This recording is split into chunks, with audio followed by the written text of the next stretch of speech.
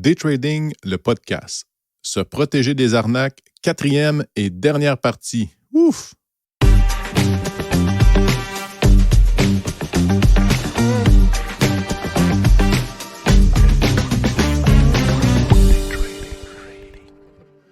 Bien le bonjour à tous, j'espère que vous allez bien. Nous sommes de retour avec cette dernière partie de notre spécial arnaque, un sujet qui a pris plus d'ampleur qu'on l'aurait cru, là, parce qu'on se rend bien compte que le sujet, on a beaucoup de plaisir à discuter, puis il semblerait qu'on a trouvé plus de façons qu'on s'imaginait de pouvoir se faire arnaquer dans ce domaine-là.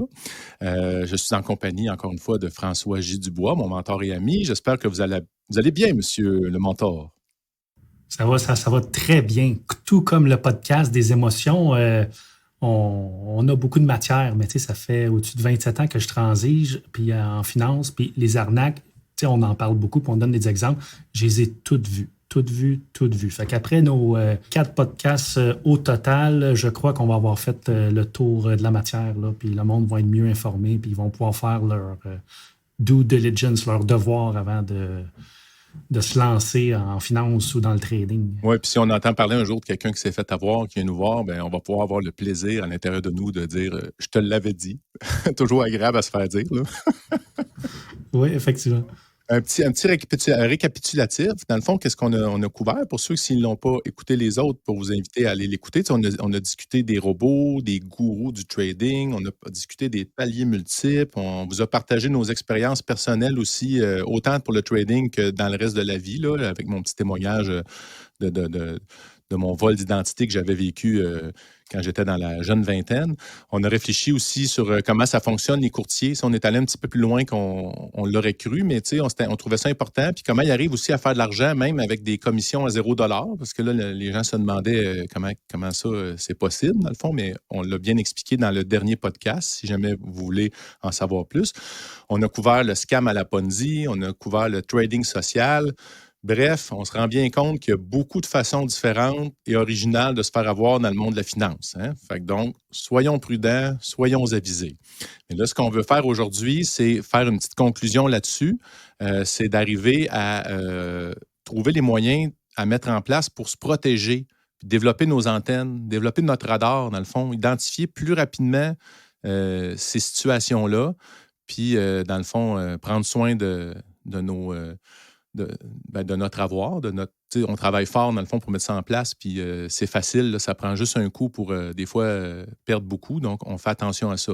Puis ça, même s'il y a beaucoup, beaucoup de façons comme ça d'arnaquer les gens, malgré ça, il y a beaucoup de moyens qui sont mis en place pour protéger les gens, puis ils réussissent quand même à trouver des façons. C'est une façon qu'on vit quand on est, dans le fond, sincère et qu'on veut communiquer de nos jours. Souvent, on veut faire un envoi, par exemple, par infolette. Puis là, François, il peut nous expliquer un petit peu qu'est-ce qu'il vit par rapport à ça, là, parce que le monde de la finance, c'est un grand défi. Hein? C'est ça, effectivement.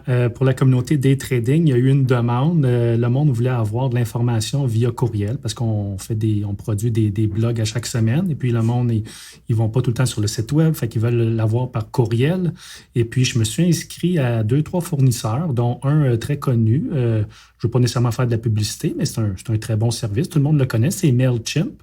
Et puis, sinon, il y en a un autre, je ne me souviens plus, mais un autre très connu. Et puis, j'ai voulu envoyer un envoi on va dire massif là, à toute la communauté. Et puis, ils se sont rendus compte que j'étais en finance et puis ça a été bloqué automatiquement.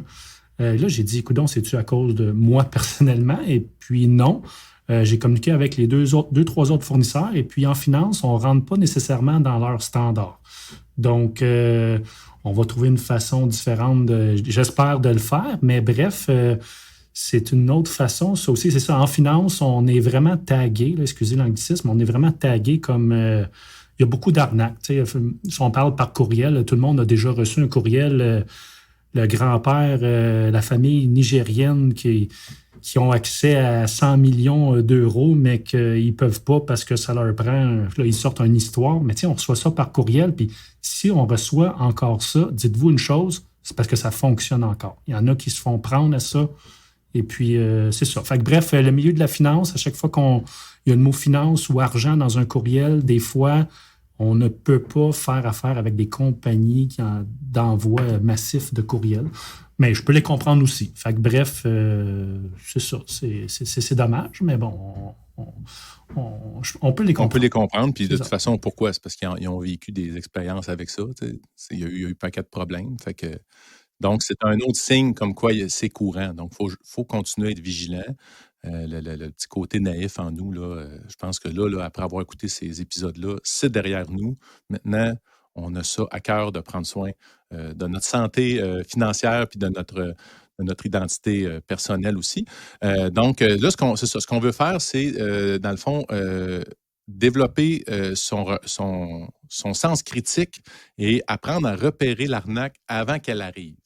Parce qu'on veut Avoir des bons des bons réflexes. Avoir réflexes, des bons puis réflexes. des petits drapeaux rouges qui vont lever, là, qui vont nous aviser avant. Tu sais, avant d'aller dans les signes qu'on va voir de l'extérieur, il faut regarder les signes à l'intérieur. Tu sais, c'est l'appât du gain qui fait qu'on a le goût d'y aller. Des fois, quand on se fait avoir sur quelque chose, ou des fois, on vit une expérience, même si c'est pas se faire arnaquer. Là. Dans la vie, des fois, on vit une expérience désagréable.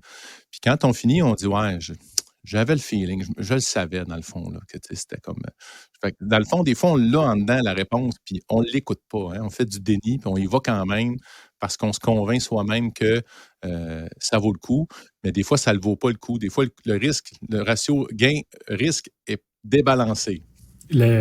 Juste faire un lien quand on va au casino. On le sait que le casino, que ça ne fonctionne pas à la longue. On sait qu'on va perdre de l'argent, mais on y va.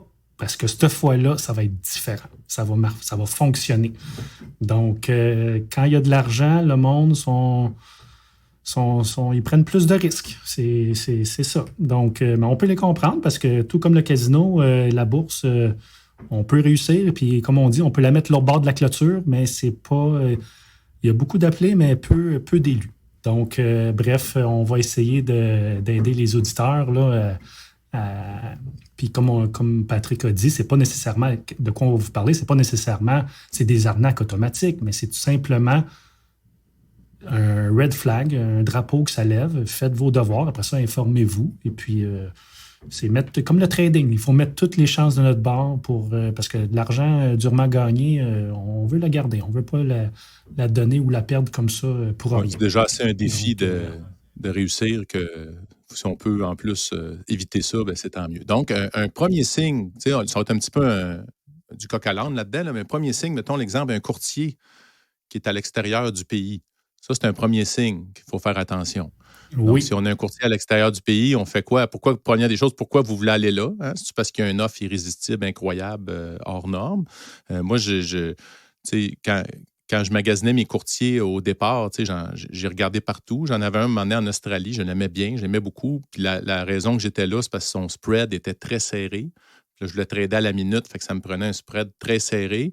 Puis là, aujourd'hui, il n'a plus le droit. J'avais le droit comme Canadien d'ouvrir un compte. Puis à un moment donné, j'ai reçu une lettre, un courriel là, qui me disait ben là, vous n'avez plus le droit, vous êtes Canadien, on ferme votre compte. Fait que là, il a fermé mon compte. Mais dans le fond, ce courtier-là, pour moi, en tout cas, selon mes recherches, fonctionnait, mais disons que je n'ai pas tout mis mon argent dans son compte de ce courtier-là. On peut peut-être mettre des plus petits montants, dans le fond, si on décide d'y aller, mais on a quand même des bons courtiers au Canada, là, donc ce n'est pas une nécessité. Avec le temps, j'ai compris ça. Deuxième signe qu'on peut faire attention, en fin de compte, c'est quand on avait vu le copy trading ou les gourous, là, ou les gens qui vont nous vendre leurs connaissances, mais en exagérant anormalement, par exemple, le taux de réussite. Quand on dit 90 de réussite, 95 de réussite, on a vu dans un des podcasts qu'on a passé qu'on peut assez facilement laisser paraître un grand taux de réussite, mais que ça cache, dans le fond, un grand taux d'échec de l'autre côté aussi. Et je pense que François, il en avait vu un exemple récemment là, d'un gars qui postait une photo puis qui laissait croire qu'il était en Europe. Raconte-nous ça un petit peu. Là. Ça en est un signe, ça. Oui, c'est ça. Malheureusement, c'est encore là, c'est dans le monde du Forex. Je ne sais pas pourquoi le monde du Forex, il y a plus d'arnaques, mais bon, c'est un monde d'arnaques, le Forex. Mais bon, c'est facile à reconnaître. Puis tu parlais de robots. Quand c'est seulement copier-coller, encore là, ça peut fonctionner, mais généralement, 90% du temps, ça ne fonctionne pas. Mais bon, où je veux en venir avec ça, c'est je me promenais sur Instagram et puis J'ai vu une photo d'une personne, vous savez un peu comment ça fonctionne Instagram, on peut dire dans quel pays qu'on est.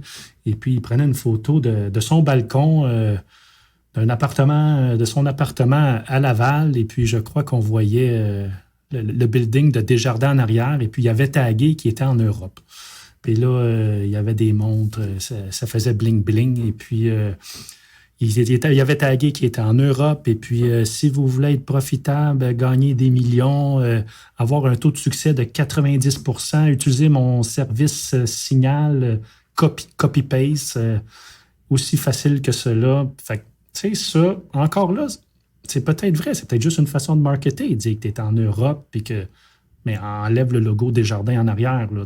Déjà en partant, moi, ça m'a levé un red flag. Là. Puis après ça, quand il parle de copier-coller, encore là, j'imagine qu'il y a peut-être des systèmes, ça peut fonctionner.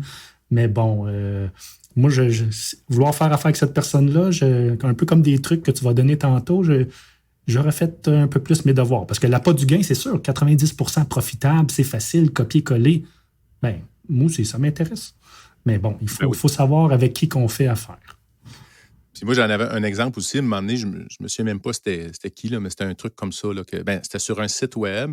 Puis là, il vendait son service exceptionnel, hallucinant. Puis là, dans le bas du site, il y avait comme 4-5 témoignages, avec des petites pastilles, avec des visages. Mais le témoignage, c'était Joe, puis Janet, puis c'était en anglais. Là. Mais moi, ce que j'ai fait, c'est que j'ai pris l'image, la capsule de Joe, là, son image, puis j'ai fait une recherche sur Google par image. Puis là, je suis arrivé sur un site de vente de photos libres de droit des banques d'images. Fait, je dis, le témoignage du gars, c'est une photo que tu as achetée à 2 piastres sur un site de photos. Fait, c'est comme éliminé automatique. C'est comme, je te donnerai pas 2 chances de me mentir comme ça. T'sais. Non. Le fameux Google Reverse Image, on l'aime, ça, c'est pratique. Oui. Effectivement, ça, c'est un bon truc. Oui. Exactement. Fait que ça, moi... pourquoi il a fait ça, un témoignage comme ça, je ne sais pas, mais dans ma tête, il est fictif, puis éliminé. C'est comme, pouf, on passe au suivant. Ensuite de ça, un autre signe, mais si la personne veut te démontrer son grand savoir pour te vendre ses services, dans le fond, exceptionnels, mais qui n'a aucune preuve, aucun historique, rien à montrer. Des fois, toi, tu donnes l'exemple de la jeunesse. La jeunesse, c'est bien, mais quand tu as 20 ans, d'existence, tu n'as pas 20 ans d'expérience en trading. C'est impossible. Fait que des fois, c'est un petit peu louche où tu te dis OK, mais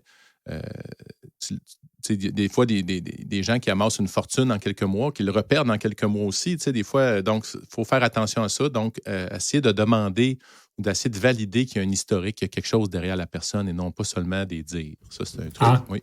Encore là, c'est pas de l'arnaque. Il faut que ça lève un red flag. Il faut être suspicieux, comme tu as dit. Puis là, ça me faisait rire tantôt quand tu as dit pouf, éliminé. C'est ça. C'est pas parce que la personne a 21 ans puis qui flash des grosses affaires que pouf est éliminé. Mais ça commence pas super bien. Mais bon, c'est possible. Puis quand tu parles de pouf éliminé, ça me fait penser parce que là, on est dans l'ère du temps de Squid Game sur Netflix. Ouais. Je ne sais pas si vous écoutez ça.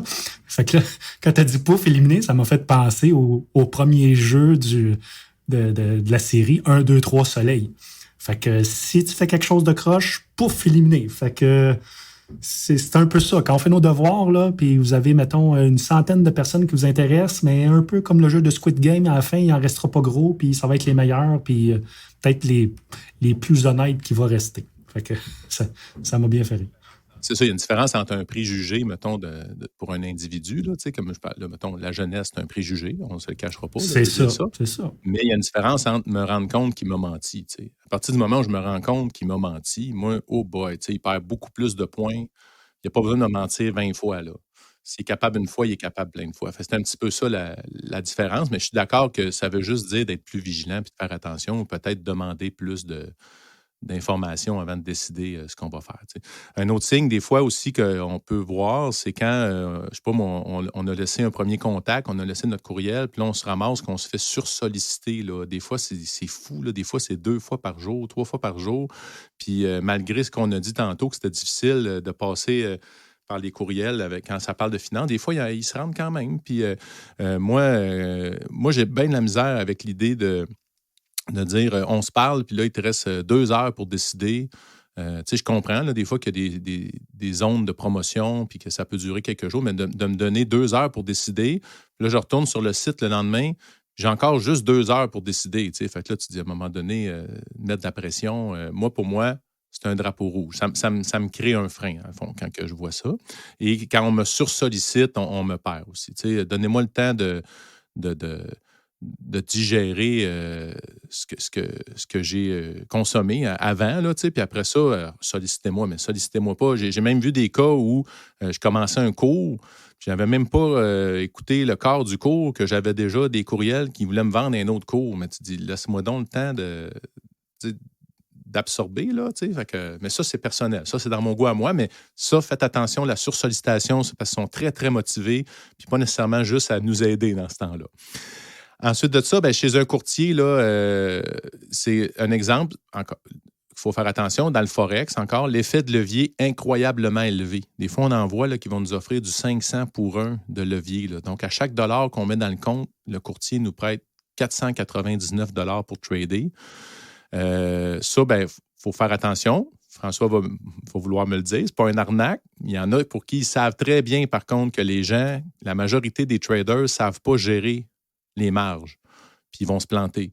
C'est ça, effectivement, en début de podcast, on ne se soutenait pas, mais tu sais, Patrick, il dit c'est pas c'est de l'arnaque. On parlait, on pensait haut, là. Mais tu sais, moi, je dis l'autre bord, c'est pas nécessairement de l'arnaque. Quelqu'un qui dit tu peux ouvrir un compte avec 250 $ puis on te donne comme si tu gérais 25 000 $, c'est pas de l'arnaque, mais c'est pas nécessairement éthique parce que la personne, le courtier, encore là, c'est pas son travail, mais le courtier, il sait là, que ton 250 $, tu risques de le perdre. Là. Fait que c'est pour ça que le monde, surtout pour le monde du Forex, où c'est mieux d'y aller avec un courtier régulier au Canada, les marges sont beaucoup plus élevées. C'est sûr que ça vous met des bâtons dans les roues, mais au moins, je pense qu'il prend plus son... Encore là, je vais le dire entre guillemets, là, il prend plus son rôle à cœur. C'est quand même juste un courtier, puis il est là pour de l'argent. Mais bref, Patrick, il disait c'est une sorte d'arnaque. On peut oui, mais entre parenthèses. Là. Mais c'est pas super éthique. Là. C'est pas. Ça. Puis souvent, ces courtiers-là sont à l'extérieur du pays. Ces courtiers-là là, qui offrent du 500 pour 1, on n'a pas besoin de les nommer, mais pas aux États-Unis, quand tu vois l'extension ton courtier, c'est de l'extension .co avec un effet de levier, puis tu parles de 500 pour 1. Mais voilà un bout de temps, quelqu'un me parlait, regarde, ce courtier-là, c'est 1000 pour 1. C'est pas nécessairement de l'arnaque, là, mais Colin, tu mets 100 $ dans le compte puis tu peux bouger quasiment 100 000 $. Non, à un moment donné, je sais pas c'est trop, mais ça prend pas une grosse fluctuation de marché pour faire sauter ton compte. Là. Au complet. C'est ça. Quand c'est .co, toi, je le sais, tantôt avec qui ton courtier australien, puis c'était comme le plus reconnu dans la gang des exotiques. Faire les transferts d'argent, ça faisait bien. Généralement, moi, j'ai jamais fait affaire avec ce courtier-là, mais j'ai eu quand même des bons commentaires. Puis là, maintenant, avec les nouveaux courtiers, ça a l'air que c'est un peu plus complexe. Là. Puis quand il faut que tu transfères de l'argent, puis ça marche par la carte de crédit, Colin, moi, c'est un autre red flag. Là. Mais bon, fait que c'est ça. Parce que ce courtier-là, moi, ce qui arrive, c'est que je ne le sais pas. Il passe-tu mes ordres ou il me fait semblant? Puis il me sort, puis là, il garde mon argent. On ne sait pas. Puis il n'est pas au Canada, on ne le sait pas. Fait que c'est pas juste l'espèce de promotion qu'il faut suivre. Là. Ça prend vraiment une vérification diligente là, pour faire ça. Encore là, on vous dit ça pour vous inciter à ne pas aller là. Pour vous inciter à aller chercher des courtiers à 1000 pour 1. Là, c'est pas ça l'objet. Même si ça peut être tentant. Mais moi, ça a été tentant. Je l'ai checké au début. J'ai cherché. Je dis, waouh, c'est hallucinant. Là, c'est comme, mais qui veut te prêter ça, de l'argent à ce point-là, qui ne te connaît pas? Là, c'est fou pareil. Là, c'est dément. Donc, un autre signe, dans le fond, là, quand c'est les gestionnaires de fonds ou les robots, là, quand on veut nous vendre des robots, c'est d'annoncer des rendements fabuleux, mais avec un risque faible. T'sais, ça, quand tu as un rendement fabuleux, pour moi, ça vient qu'un risque augmenté aussi. Il faut accepter le risque. Si on veut des gros rendements, il faut accepter un plus gros risque. Pour moi, c'est automatique. Fait que quand on se fait annoncer ça comme ça, pour moi, c'est un red flag, comme dit François. Donc, ça, c'est les signes avant-coureurs, avant même que l'arnaque se présente. Maintenant, comment on fait pour se protéger aussi là-dedans? Là? Moi, je l'ai dit aussi dans un autre épisode, on considère toute personne qu'on rencontre comme malhonnête jusqu'à preuve du contraire. Puis là, j'ai envie de vous dire, mais là, sauf nous autres, là, évidemment, mais écoutez, c'est comme pour faire la blague. On est biaisé, là. Oui, c'est ça. Mais l'idée de ça, puis ça revient encore à dire, comme avec François, ça a pris du temps. Il a fallu qu'il fasse ses preuves. Il a fallu qu'il me démontre le côté bonne personne en lui, là, puis avec des critères que juste moi sais. Là, c'est pas, j'y ai pas dit à François que prouve-moi ça, prouve-moi ça. Il ne savait même pas, en fait, parce que de toute façon, François, il est dans son action, puis dans son quotidien, il interagit avec énormément de monde. Fait que quand on se présente à un mentor comme ça, quand on cherche un mentor, bien, normalement, il est sollicité. Donc, on est une personne parmi tant d'autres des fois. Mais donc, moi, je commence comme ça. Puis quand on fait la preuve après ça, ben là, ça devient plus intéressant de s'engager ou d'aller plus loin avec ça. Mais j'y vais par étapes, j'y vais graduel, un peu comme quand on rencontre une nouvelle flamme amoureuse. Là, on ne se lance pas... il y a des cultures, peut-être c'est comme ça, mais moi, je suis pas arrivé, j'ai rencontré ma douce, puis après 10 minutes, veux-tu m'épouser? Là, ça ne marche pas de même. Il faut qu'on on ait un petit bout de chemin à faire ensemble. Après ça, on va rechercher, pour se protéger, rechercher et vérifier des références. Si cette personne-là a des références. Je donnais l'exemple du témoignage bidon tantôt. Moi, ce que j'aime beaucoup comme référence, c'est regarder les avis Facebook, puis regarder les avis sur Google. Parce que, l'exemple, si vous allez sur le site de Daytrading ou même sur mon site à moi de mon entreprise, les avis qu'on a sur nos sites, ce sont des avis Facebook. OK, Patrick, là, je t'arrête, là. Mon site à moi. Rendu là, c'est quoi ton site? Dis-le, faut que tu le dises. Mon site, c'est gestimarc.com. Moi, mon entreprise, c'est une agence de communication. Donc, merci François de l'opportunité. Oui. On a le droit de se plugger. On a le droit, mais on le fait avec parcimonie parce qu'on sert la cause, là, qui est vraiment le sujet. Mais tout ça pour dire que c'est des vrais avis, c'est des vrais témoignages. À la limite, tu peux communiquer avec n'importe qui que tu vois sur cette page-là ou sur Facebook. Tu dis, hey, puis de toute façon, comment tu veux falsifier ça là, sur Facebook, les avis Facebook? À moins d'être un hacker incroyablement avancé, je ne vois pas comment. Donc, c'est une façon qui est intéressante. Au même titre que quand on achète sur un site, une boutique en ligne, quelqu'un qui achète sur Amazon, mais il va regarder les avis de ce qu'il achète. Là. On achète une babiole à 50$, puis on regarde les avis, mais on peut-tu regarder les avis avant de se lancer dans une aventure comme ça? Donc, ça, c'est une bonne façon, dans le fond, de se protéger. Ça ne veut même pas dire, ça ne veut rien dire, là, c'est garant de rien, mais c'est un moyen parmi tant d'autres. Après ça, vérifier l'historique de la personne. Est-ce qu'elle est capable de nous démontrer un historique? Là, je vais me servir encore de François, là, c'est mon exemple en ici. En tout cas, c'est Patrick pourrait être, pas nécessairement être en affaire avec lui, mais pour avoir sa confiance, Patrick, je vous le dis, écoutez-le, il y a une liste là, avec plusieurs points spécifiques, puis il m'a nommé des points tantôt. J'ai dit, wow, moi, à part connaître Google, puis reverse image, puis taper le nom de la personne, Patrick, il y a plein d'autres bons trucs. C'est quand même impressionnant. Ben, c'est ça, tu sais, pour faire une vérification diligente. Une vérification diligente, tu peux la faire avec certaines informations que la personne n'a pas besoin de te donner. Mais tu peux aussi, c'est sûr, si je veux sortir le dossier de crédit de François, il faut que j'y demande une autorisation. Là. Donc, mettons qu'on ne se connaît pas, c'est pas accessible. Ben, tu me l'as demandé tantôt. C'est quoi, Patrick, c'est quoi ma cote de crédit? On peut le dire, ça ne me dérange pas. Je suis très fier. 800 quelque chose, je me souviens pas. 846. Donc, vous le savez, ma cote de crédit est excellente. Ça a l'air, je ne savais pas c'était quoi. C'est Patrick qui m'a expliqué ça. Au moment où on se parle. C'est ça, Patrick, il dit, il faudrait que je demande ton autorisation. Ben, je te le dis. On est allé sur Internet, puis on l'a checké live. Fait que, tu sais, quand on dit être ouvert blanc, là, puis un livre ouvert, c'est nous autres. C'est ça. On continue. On peut faire, mettons, sans que la personne nous le dise, on peut faire ce qu'on appelle un plumitif. Vous allez voir un avocat, puis là, il peut sortir, dans le fond, l'historique des poursuites criminelles et civiles qu'il y a eu contre la personne. Est-ce qu'il y en a eu? Fait que là, il y a des cas où... Mais j'aime ça couper Patrick de temps en temps, mais là, c'est parce que là, ça me fait rire. Là.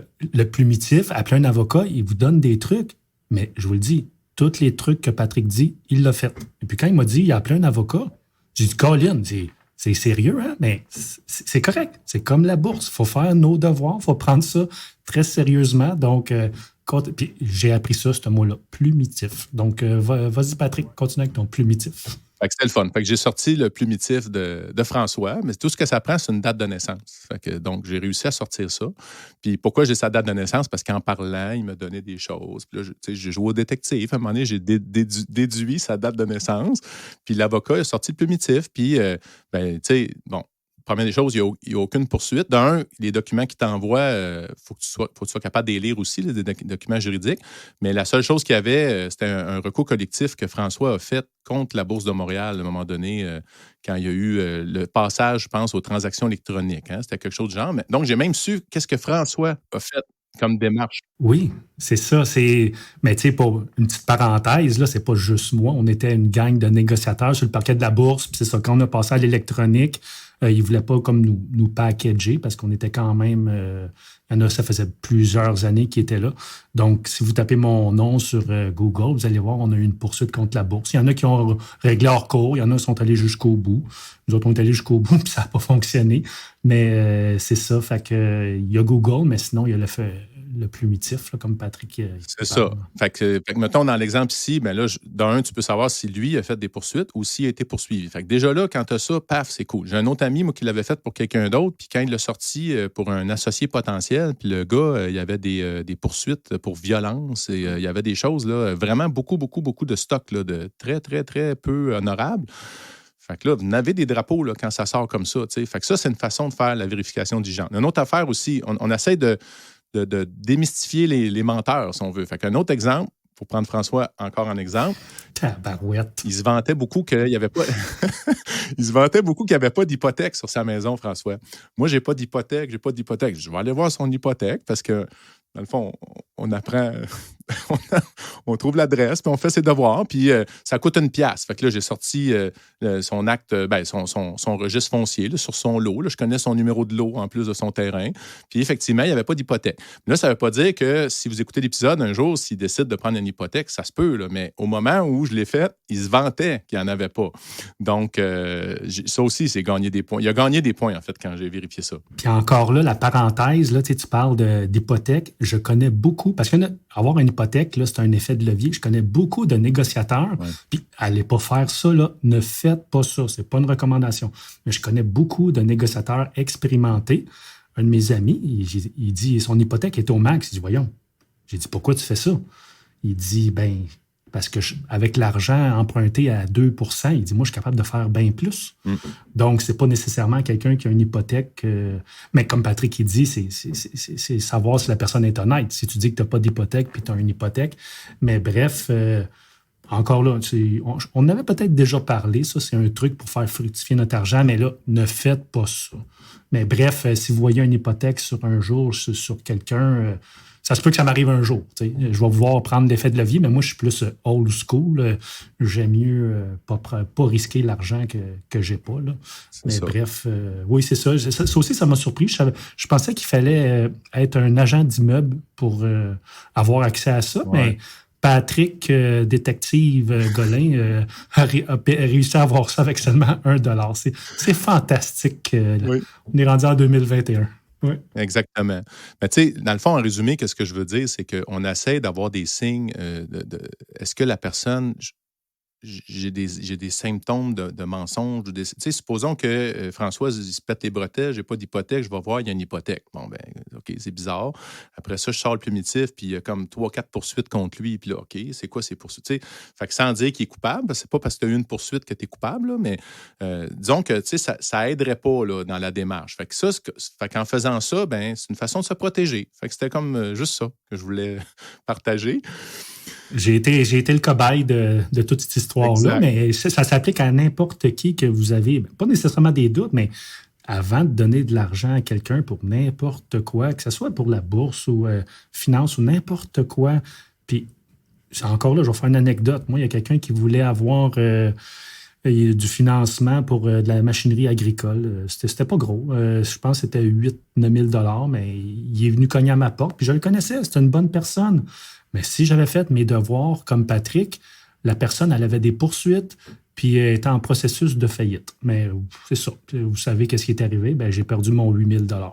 Fait que c'est le meilleur 8 000 $ que j'ai investi parce que maintenant, si ça l'arrive encore, écoutez, je vais aller voir le plumitif de la personne.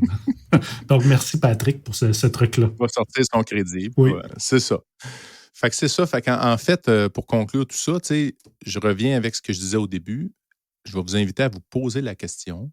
Est-ce que vous êtes facilement arnaquable? Là, vous allez avoir une petite introspection à faire, à réfléchir en vous. Comme je disais, quand on est facilement arnaquable, c'est parce qu'on cherche le raccourci. L'appât du gain est là. Des fois, même souvent, c'est parce qu'on est malhonnête. On a l'esprit tordu. Fait que l'arnaqueur va en profiter et il va exploiter, dans le fond, cette faiblesse-là. Et c'est pas toujours le cas, mais où des fois, juste vraiment, les gens peuvent être aussi un petit peu pris dans la misère là, ou pris dans une mauvaise phase de vie, puis ils veulent se sortir, mais dans l'espoir de sortir rapidement. Et souvent, ça donne pas les résultats qu'on escomptait, puis c'est là qu'on se fait avoir. T'sais. Puis je vais terminer avec une ressource, dans le fond, qui est le livre que je vais vous inviter à lire, que moi j'avais lu après avoir vécu mon vol d'identité, là, qui est le livre de Frank Abagnale, là, le personnage, dans le fond, qui a été incarné par Leonardo DiCaprio dans Attrape-moi si tu peux, là, Catch Me If You Can, qui est le livre L'art de la fraude. Je vous le mettrai en commentaire si vous voulez aller le lire. Moi, j'ai trouvé ça fascinant. C'est sûr que là, c'est une autre génération. Là, ça se passe il y a quand même plusieurs décennies, sauf que c'est les mêmes principes qui s'appliquent dans le fond. Et dans le fond, ça nous montre comment apprendre à se protéger. Fait qu'on on espère, en fait, de tout cœur que ça va vous avoir inspiré, qu'on ait pris le temps de faire 4 épisodes là-dessus. Ça nous surprend nous-mêmes. Des fois, à un moment donné, on a commencé à se dire c'est peut-être un peu long, là, 4 épisodes, mais en fait, il faut prendre le temps de réfléchir à tout ça. Puis si on peut éviter de perdre, parce que l'argent qu'on ne perd pas, c'est de l'argent c'est comme de l'argent gagné, en fait. C'est même mieux. C'est notre argent. Donc, c'est important. Je ne sais pas si tu as un petit mot de la fin, François, que tu veux... Ben, comme tu dis, l'argent, c'est notre argent, même si on ne l'a pas perdu, c'est comme c'est de l'argent gagné, mais c'est un peu comme le trading. Des fois, pas faire la trade, c'est la meilleure trade. Exact. Donc, au lieu de forcer la trade puis perdre 100$ pour rien, pas faire la trade, c'est la meilleure trade. La même affaire, faire nos devoirs puis pas faire affaire avec quelqu'un parce que raison X, Y, Z, parce qu'on a fait nos devoirs. C'est dommage parce qu'on aurait aimé ça peut-être faire affaire avec son service qui semblait, service ou produit, whatever, qui semblait très bien, mais de l'autre bord, on a fait nos devoirs et puis ça nous a permis peut-être de sauver de l'argent. Ouais. Donc, soyez suspicieux de tout le monde, je crois, surtout en finance. C'est pas mal de douter de quelqu'un, que ce soit en finance ou dans n'importe quel domaine. Puis maintenant, à l'ère des réseaux sociaux, il faut être doublement vigilant, selon moi. Donc, puis c'est quoi ta maxime? Oui, ta fameuse maxime. Un trader prudent et suspicieux a plus de chances de conserver son capital en sécurité. Bon trading à tous.